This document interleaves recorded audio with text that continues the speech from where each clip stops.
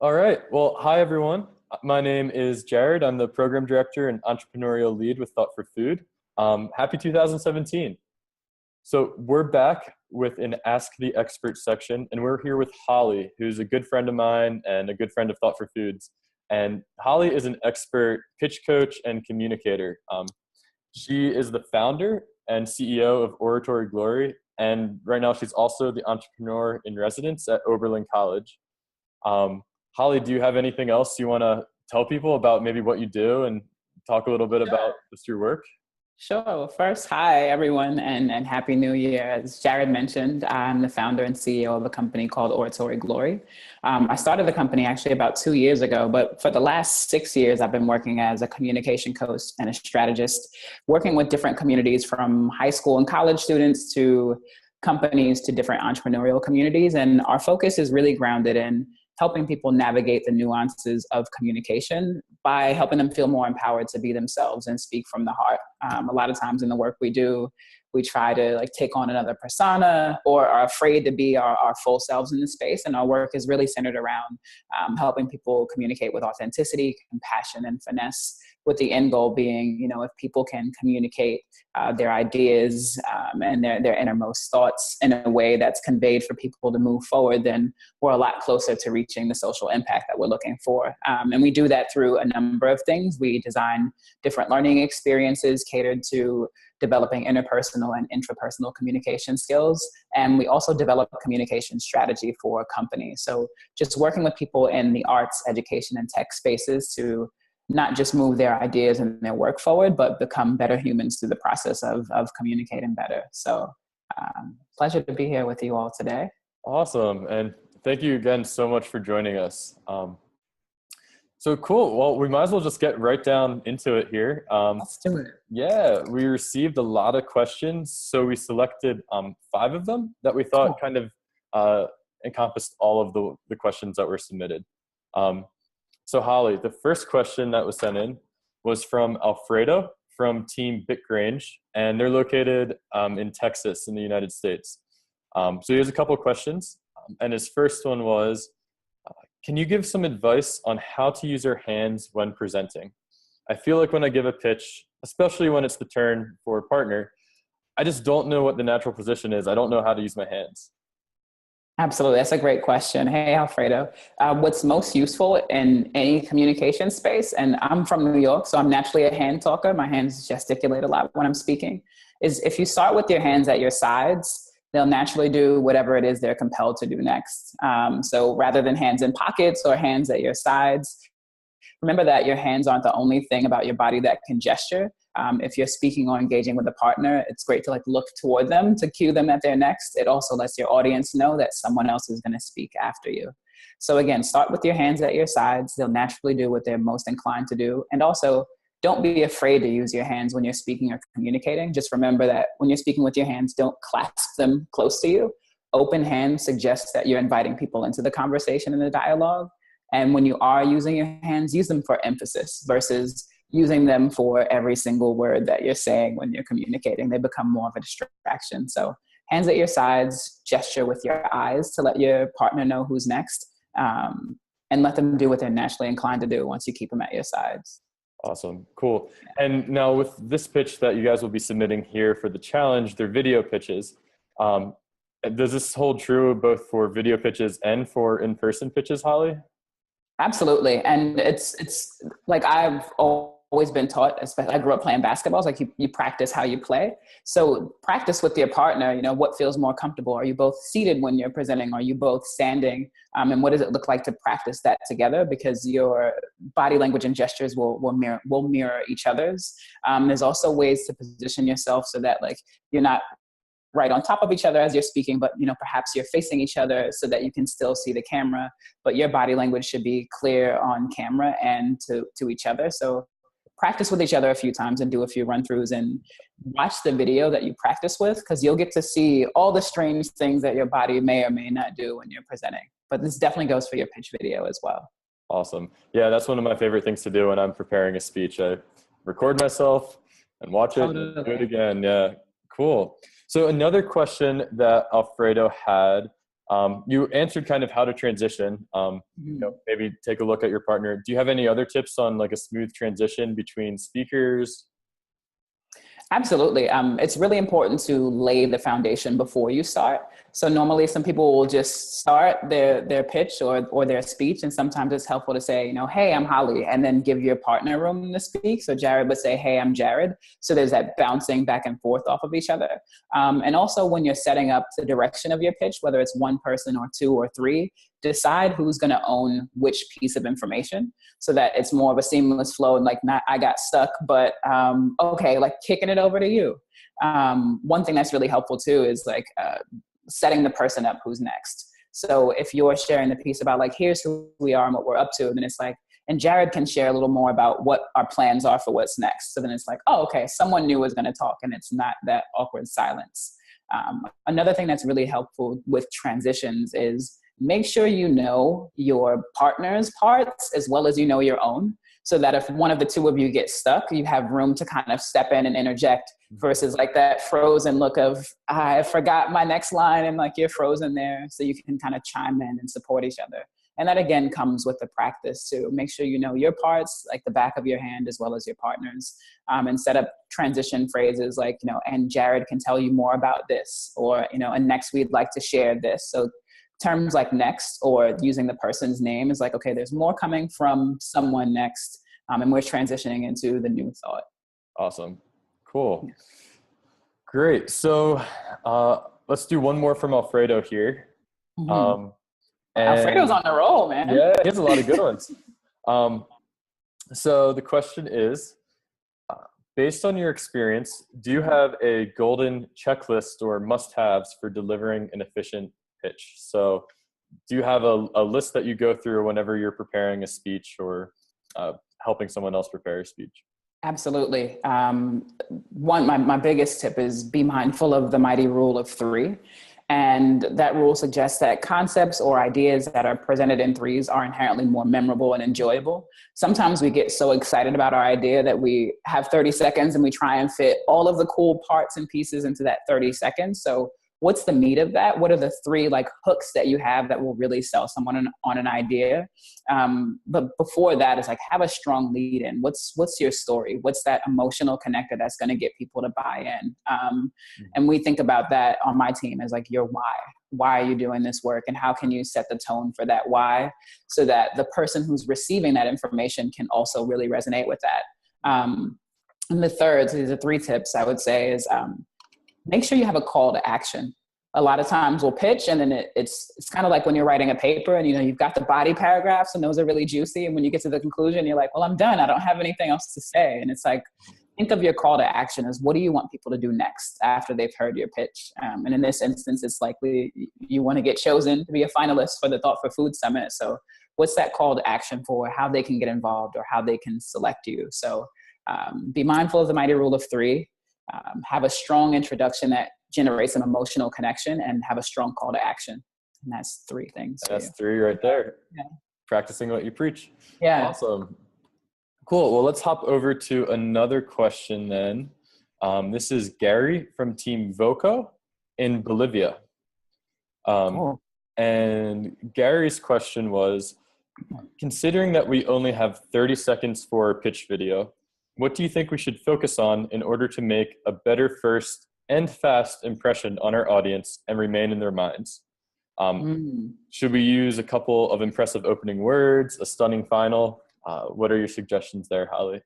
Yeah, that's a great question. These are really good questions that are coming through. I would definitely say, Gary, think really hard about what your nugget is. Like, what's the good nugget of your idea? And similar to the previous question, it's like, that's your hook, right? But as you're developing that thing, think really clearly about your audience. When you're crafting any pitch, there's actually 6 key questions you should always be thinking of. And the first is like, what's the problem and why do you care? The second is, how do you propose that we make it better? Because a lot of people can talk about problems and it's like, well, how do you propose we make it better? And what's special about the way that you're doing it? The third question is, who's your audience? And I keep coming back to this because our pitch depends on the audience that we're speaking to. Like the way you pitch to your mom, who will likely love anything you present to her, is going to be different from a panel of judges who are looking for 4 specific things. The 4th is like, why should they care, which is really important. So you know why you care, but why should this resonate with your audience?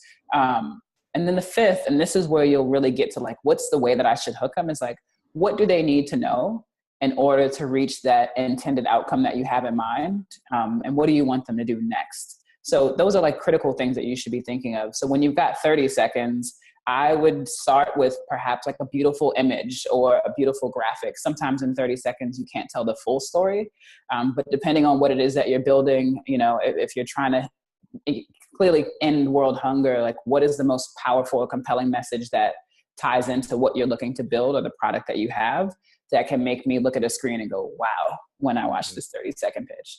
And that may be humor. That may be like a skit that you and your team mapped out. That's like, I know exactly that scenario, or that picture they're painting.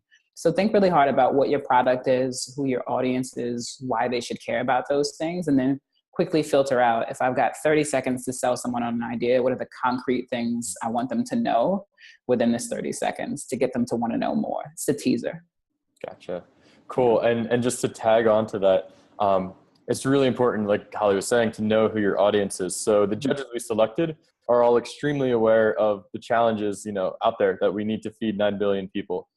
So make sure you don't spend time in your pitch explaining that problem.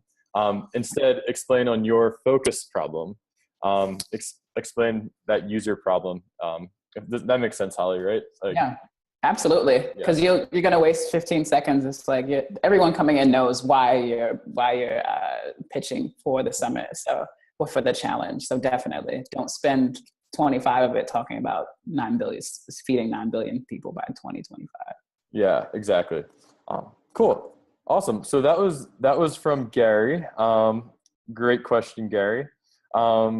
Let's hop to Claudio here. Claudio is from Team Yin Yang Food, and that's a mixed team from the US and Brazil.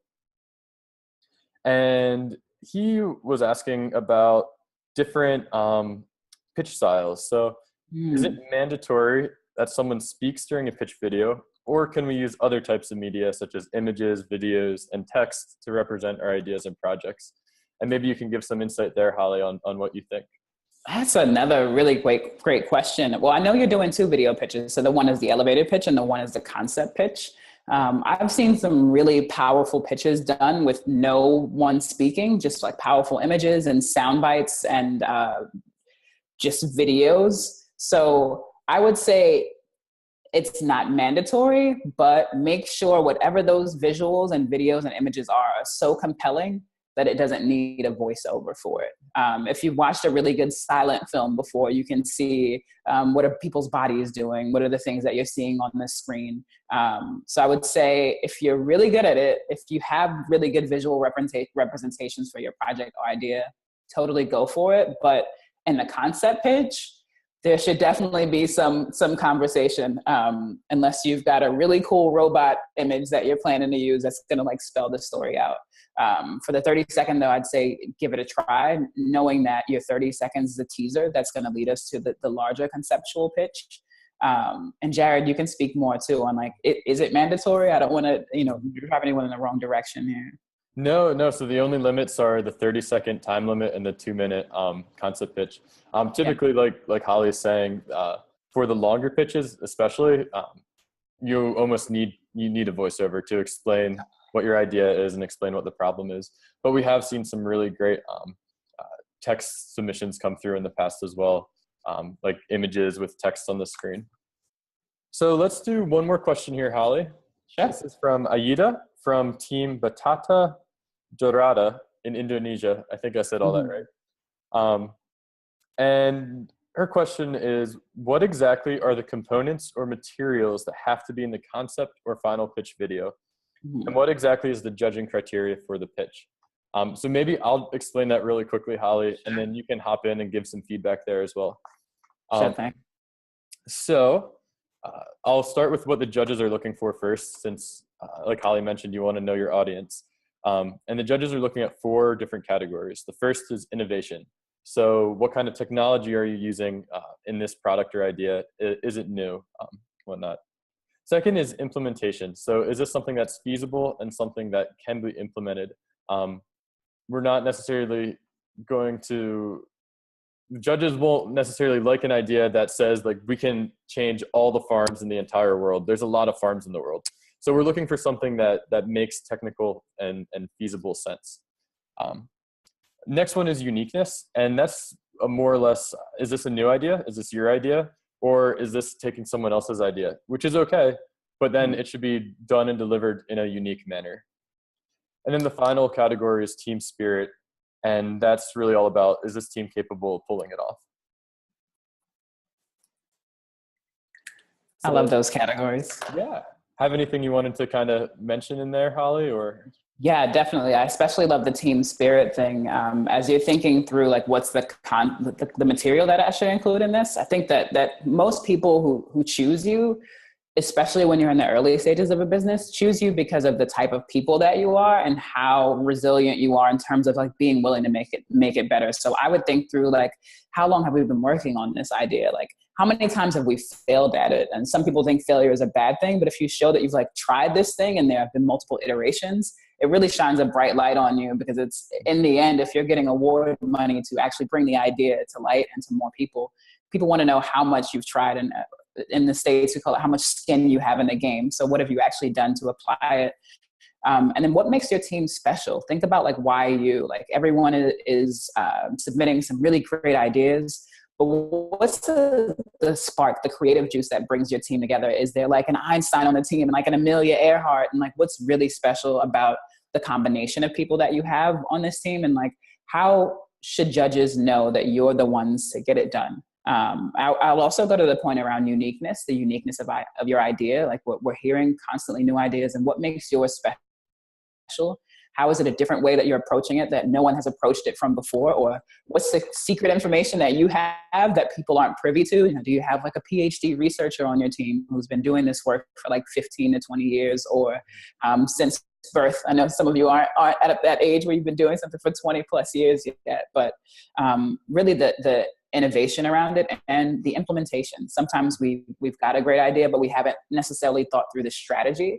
So be really intentional about sharing not just the idea, but how do you plan to get it done? And even if you weren't to be selected for this particular challenge, how would you do it anyway? Like, you know, how can you share that this is an idea that I'm going to carry out with or without, you know, this prize, you know, being the piece that makes it happen for me. So I would say keep those key things in mind and use those judging criteria as your base for like how you build a pitch around that. And I would go through each of those 4 areas and say, how are we innovative? How we implement this? And how is it feasible?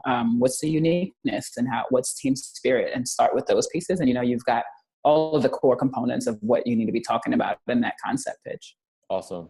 Yeah. And I think one other thing I'd just throw in there is one of the best ways you can show all of those things is to show any of the prototypes or any of the customer interviews that you've done. Like Holley mentioned before, that really ties into the team spirit. Is this team willing to go out there and take risks, try something, even though they know it's not perfect, talk to someone, even if they don't even know what they're going to talk about. That's really one of the key things that judges will look at and is something that you will really have to get good at if you want to continue working on this venture. Well, cool. I think, Holley, that's all the questions. Absolutely. I have one more note for you, Jared. I was going to say, when you mentioned the prototypes, I did realize that some people have some. It would be great to demo your prototype in the video. And one tip that's really helpful when you're demoing a prototype is show, then tell, because sometimes it's difficult for people to do 2 things at once. So if you're like, first, you know, you lift up the lid. So first you lift the lid, but you show them first that you're lifting the lid and then tell them the step and walk through those steps so they can see, oh, this does work. Oh, they have done it. Oh, it is real, versus like, here's our prototype. And bye now. That's a great tip. That's a really great tip, Holley. Just to close out, do you have any last tips or anything that, you know, so actually someone sent in a question. I'll do this last question because I think it ties it up really nicely. This is Zawa from Team Impact, also from Indonesia. And the question was, how can we deliver our wow point of an idea to make an amazing pitch? So do you have any last suggestions for us that can help us have that wow factor, that wow point? Yes, be honest. Be honest, be concise, and be confident. Usually people can see when you don't believe that thing you're trying to sell, or you're being like extra salesman-y. So like really get with your team and like get to the core of like, why are we doing this again?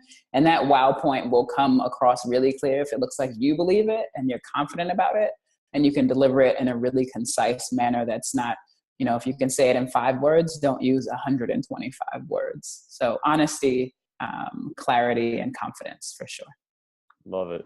Love it. Well, awesome. Thank you so much, Holley. This has been a huge, huge help. Hopefully we get to see you at the TFF Summit here, which will be in Amsterdam, guys. I will be there. Yeah. And remember that all pitches are now due on January 15th. So you got an extra week. Use that time to get some feedback, take the feedback you just got from Holley, and continue to make the best pitch possible. We look forward to seeing them all. See you, Holley. See you, Jared. Bye-bye.